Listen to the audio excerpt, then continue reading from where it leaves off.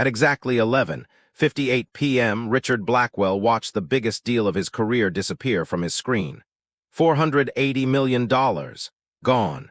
His executives had spent 6 months negotiating the contract. His lawyers had approved it. His engineers had tested the technology. And tomorrow morning, Northstar Health Systems was supposed to sign the final agreement. Instead, one email had changed everything. "We are withdrawing from the deal." Richard stared at the message. Why? Nobody answered. Then the conference room door opened. A quiet janitor pushed a cleaning cart inside. Nobody looked at him. He started collecting coffee cups. Richard's chief financial officer snapped, "We're busy, come back later." The janitor nodded and turned around. Then he stopped. He looked at the presentation on the screen. His expression changed. "Sir." Richard looked up. "What?" The janitor pointed at the screen. "That isn't the proposal they approved." The room went silent. Richard slowly stood. "How would you possibly know that?" The janitor swallowed. "Because I saw the original." Richard stared at him. "You saw it where?" The janitor looked at the clock. "On the server." Then he said something that made every executive in the room freeze. "Someone changed your deal less than 20 minutes ago." The janitor's name was Daniel Carter. And for 11 months, almost nobody at Blackwell Technologies had bothered to learn it. Daniel worked the night shift, 8 p.m. until 5 in the morning. He cleaned offices after the executives went home. He emptied trash cans, wiped conference tables, restocked coffee, polished the glass elevators, and every morning he disappeared before most employees arrived. To the people who worked there, Daniel was part of the background, someone you passed without seeing. Someone who held the elevator door when your hands were full. Someone you thanked without learning his name. Richard Blackwell had passed Daniel hundreds of times. He had never once stopped to talk to him. Richard was a billionaire CEO with a reputation for making impossible decisions look easy. At 42, he had turned Blackwell Technologies from a small software startup into a national technology company. And now Northstar Health Systems was offering him the biggest contract in company history, $480 million. If the deal closed, Blackwell would expand into 6 states. Hundreds of people would be hired. Investors would celebrate, and Richard would finally achieve the goal he'd been chasing since the company opened. A billion-dollar valuation. Everything depended on tomorrow morning, until someone changed the file. Richard walked toward Daniel. "Show me." Daniel looked at him. "Sir." "The original proposal." Daniel hesitated. Richard's CFO, David Miller, laughed. "This is ridiculous." Daniel didn't respond. Richard turned toward him. "You said someone changed the file." "Yes. Can you prove it?" Daniel nodded. "I think so." "Then prove it." Daniel walked to the conference room computer. His hands were steady. He opened the document history. Everyone gathered around. Version 12, version 13, version 14, version 15, version 16, then version 17. Richard frowned. "We approved version 12. Daniel nodded. Northstar approved version 17. The room went silent. Richard looked at his CTO, Marcus. Marcus opened his laptop. His face changed. "That can't be right." Daniel pointed at the screen. Version 12 was sent to Northstar. Richard's voice became colder. "Who changed it?" Daniel opened the security log. "That's the problem." He zoomed in. The file had been modified at 11:39 p.m. The person who accessed it had used authorized credentials. Richard looked around the room. So someone inside this company changed a $480 million contract. Nobody answered. Then Daniel noticed something. A tiny detail hidden in the access log. He leaned closer. "Wait." "What?" Richard asked. Daniel pointed at the screen. This wasn't a normal login. Daniel had spent most of his life around computers, but nobody at Blackwell knew that. 22 years earlier, Daniel had been working in information technology. He had built networks, secured databases, investigated breaches. He had even spent several years working in corporate cybersecurity. Then life changed. His mother became sick, medical bills piled up. He lost his job. His savings disappeared. And eventually, the man who once protected billion-dollar systems was applying for janitorial jobs. When Blackwell Technologies hired him, Daniel didn't tell anyone about his past. He didn't want sympathy. He wanted work, so he put on the uniform every night and kept quiet. But there was one habit he couldn't break. He noticed things. Passwords left on sticky notes. Employees entering restricted rooms, servers behaving strangely. Unusual login times. People thought he was cleaning the office. Daniel was watching the building, and tonight something had been very wrong. At 12:07 a.m., Daniel opened another security panel. He found a remote access session connected to the CFO's account. David Miller. Everyone turned toward him. David's face went pale. That isn't me. Richard stared at him. You expect me to believe that? I swear. Daniel interrupted. Wait. He looked at the timestamp, then at David, then back at the screen. His account wasn't stolen. Richard frowned. What? Daniel pointed. Someone copied his credentials. David stepped closer. Can they do that? Yes. How? Daniel looked at the security logs, through an infected workstation. Marcus shook his head. Our network is isolated. Daniel looked at him. It was. Marcus frowned. What does that mean? Daniel answered. Until someone opened the back door. The room suddenly felt smaller. Richard ordered the IT department to lock every executive account. Phones started ringing. Security teams rushed upstairs, but Daniel stayed at the computer. He wasn't looking at the proposal anymore. He was searching for something else. Richard watched him. What are you looking for? The first mistake. The first mistake. Whoever did this made one. Daniel clicked through the logs. Nothing. Another folder. Nothing. Another system. Then. A timestamp. Daniel stopped. He zoomed in. Here. Richard leaned closer. What? Daniel pointed to a login from 3 weeks earlier. Same device. Same remote connection. Same credentials. But this time the person had accessed financial documents. Richard's face changed. How much? Daniel opened the files. Revenue projections, investor reports, internal forecasts, private acquisition plans. Someone had been inside the company for weeks. The North Star deal wasn't the beginning. It was the final move. Someone had been quietly building a case against Blackwell Technologies. Richard whispered, They're trying to make us look fraudulent. Daniel nodded. Exactly. At 12:24 a.m., Richard called North Star's CEO. No answer. He called again, still nothing. Then his phone rang, North Star's chief technology officer. Richard answered immediately. Please don't cancel the deal. The voice on the other end was cold.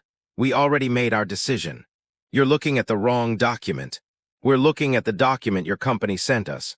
Someone changed it. Silence. Then the CTO said, That's exactly what your competitors would say.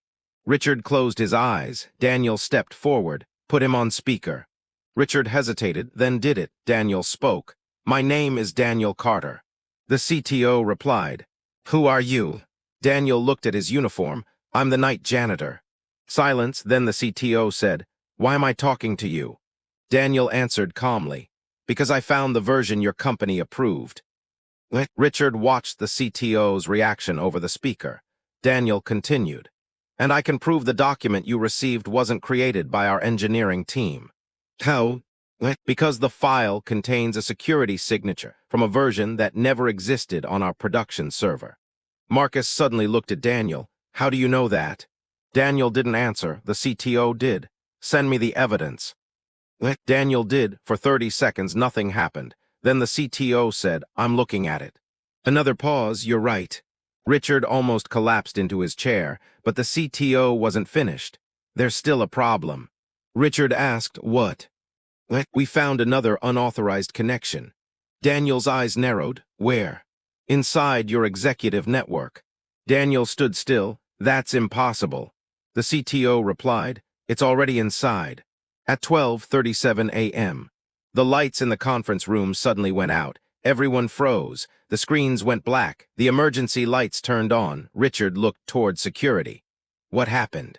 Nobody knew. Then every executive's phone buzzed. One message appeared. You should have left it alone. Daniel stared at the message. Richard looked at him. You know who this is? Daniel shook his head. No. Then Daniel noticed something. The message had been sent through the company's internal notification system, which meant the attacker was still inside. Daniel immediately unplugged the conference room network cable. Don't touch anything. Richard asked, Why?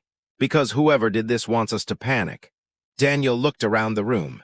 And panic makes people make mistakes. He walked toward the server access panel. Marcus followed him. "What are you doing?" "Finding the person who knows we're investigating." They reached the server room. Daniel examined the access logs. Then he saw something that made him stop. A badge had entered the restricted floor at 11:32 p.m. The badge belonged to David Miller, Richard's CFO. David was standing behind them. He whispered, "That isn't possible." Richard turned. "Where were you at 11:32? David stared at him. "I was downstairs." Daniel looked at Richard. "Then we have a problem." Security checked the cameras. At 11:32 p.m., someone wearing David's suit entered the restricted floor. Same height, same walk, same badge, but the face was hidden by a hood. Richard looked at David. "Who has your badge?" "No one." Daniel watched the footage again. Then he smiled slightly. "What?" Richard asked. Daniel paused the video. "Look at the hand." Everyone stared. The person on camera was carrying a black coffee cup. David always carried coffee in his left hand, but the person in the video carried it in the right. Daniel said, "It's not David." Richard asked, "Then who?" Daniel looked toward the hallway. "Someone who knows David well enough to imitate him." Someone who knows David well enough to imitate him. At 12:51 a.m., security found the answer. A former senior executive named Thomas Reed had been fired 6 months earlier. He had lost a promotion. He blamed Richard. And according to the security records, he had recently regained access through a contractor account. Thomas wasn't trying to steal the $480 million deal. He wanted something bigger. He wanted Blackwell Technologies to collapse. He had been manipulating internal reports, creating false security problems, and preparing evidence that would make it appear the company had deceived investors. Northstar was supposed to be the final blow. If the contract collapsed, the stock would fall, investors would panic, and Thomas planned to profit from the chaos. Richard stared at the screen. How did nobody see this? Daniel looked at him. Because everyone was looking at the executives. Richard didn't understand. Daniel continued, "People watch the people who matter." He looked at his janitor uniform. They don't watch the person carrying the trash. At 1:02 a.m., Thomas tried to erase everything, but Daniel had anticipated it. He had created a backup of the relevant logs before confronting the system. Thomas's access disappeared. The evidence remained. Northstar CTO received the complete security report, and at 1:09 a.m. the email Richard had been waiting for arrived. Deal reinstated. Richard stared at it. $480 million saved. One night by the person nobody had noticed. The next morning, Richard stood in front of the entire company. Daniel stood beside him. Richard looked at hundreds of employees. "Last night, this company almost lost everything." Nobody spoke. "We nearly lost our biggest client." He paused. "And we nearly lost it because we underestimated a threat that was hiding in plain sight." Then Richard turned toward Daniel. But one person noticed. Daniel looked uncomfortable. Richard smiled. "Daniel Carter." The room erupted in applause. Daniel looked down. Richard continued. "Most of us saw a janitor. I saw one last night too." The room became quiet. "And that's my biggest mistake." Richard turned toward Daniel. "You weren't invisible. We were simply too busy looking at titles to notice talent." Then Richard made an announcement. Daniel Carter would become Blackwell Technologies' new director of security. The applause became louder. Daniel looked at Richard. "I don't know if I'm ready." Richard smiled. "Neither was I when I became CEO." Daniel laughed. For the first time, the entire company saw him smile. 6 months later, Blackwell Technologies officially closed the Northstar agreement. $480 million, the company's biggest deal ever. The stock recovered. Hundreds of jobs were created, and Daniel moved into an office on the 28th floor. But he kept one thing, his old janitor uniform. He kept it hanging behind his office door. One evening, Richard walked in. "You still have that?" Daniel smiled. "Of course." "Why?" Daniel looked at it. "Because I don't ever want to forget what it feels like to be ignored." Richard nodded. Daniel continued. "When people think nobody important is watching, that's when they reveal who they really are." Richard smiled. "You know, Daniel." "What? You saved this company." Daniel shook his head. "No." Richard frowned. "What do you mean?" Daniel looked toward the city outside the window. "I just noticed what everyone else missed. And maybe that was the real lesson. Because sometimes the person with the biggest title isn't the smartest person in the room. Sometimes the person everyone ignores is the one who sees the danger coming. And sometimes, the quietest person in the building is the one holding everything together. Daniel Carter entered Blackwell Technologies carrying a mop. He left that night carrying something far more valuable, the truth.